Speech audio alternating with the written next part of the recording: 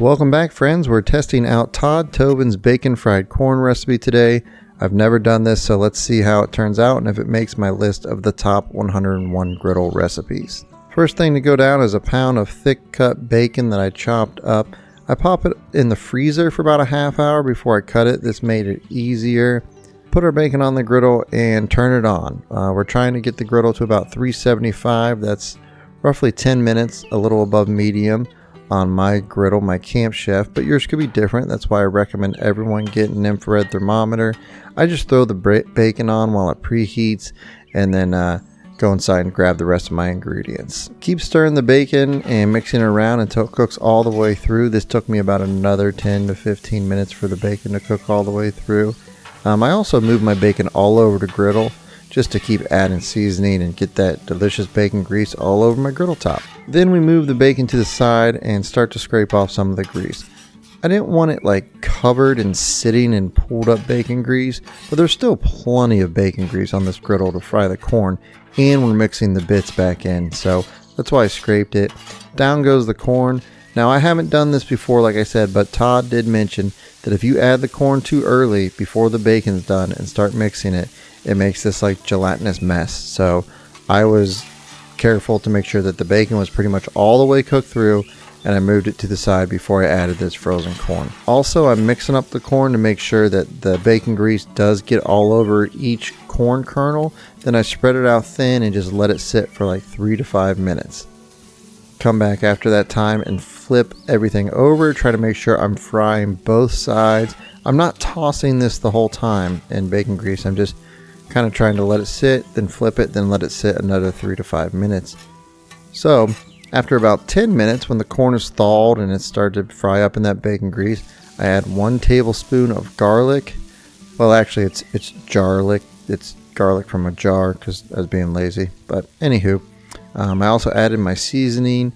Todd uses the Blackstone chili lime. I use the Tajin, which I've seen before, but I hadn't used. It was really good, and it has that chili lime flavor, salt to it. You know, I think I pronounced it correctly. I'm not sure. I looked it up. That's what it said. I almost went like full hillbilly on there. I'm like, hey, pass me some of that Tajin, Billy Bob. But I think the H is Tajin. Anyways, you mix that all together, then cut the heat and add the chopped cilantro. I don't want to cook the cilantro, okay? I'm not trying to do that. That's why the heat's off. You could remove the corn and mix the cilantro in the bowl, but it just felt easier to do it on the griddle with the 2 spatulas rather than in a bowl. There's more space, and you know, who doesn't want to get the old 2 spatula toss going on, right? So after the cilantro is mixed 1-2 minutes tops, I'm going to pull everything off the griddle, start putting it into my white bowl. Now here's where we dress it up. Todd likes to present this individually in glasses or small containers, which would be great for a party. Like I said, mine's going into my big old white bowl that I bought just to try to impress people on YouTube. So we'll go with the corn mixture first, make sure we get it all in there. Then some Queso Fresco, which like crumbles up really, really nice and is a good cheese if you've never used it. Slices of lime.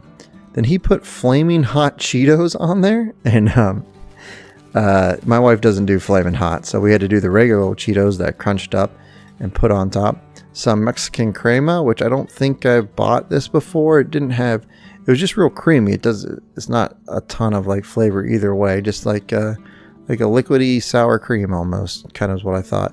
And then some hot sauce, some Cholula garlic. So I see why this is so popular. It's super easy, tastes great, but also honestly, we're frying stuff in bacon. I mean, I think I could fry up some packing peanuts in bacon, then top it with this stuff, and I'm sure it would still be delicious. So regardless, it's definitely in my top 101 griddle recipes. Something's going to have to get kicked out. If you want to follow along as I do my quest for the best 101 griddle recipes, sign up for my email newsletter below. I'm sending out recipes and updates every single weekend. Thank you so much for watching, and keep on griddling, friends.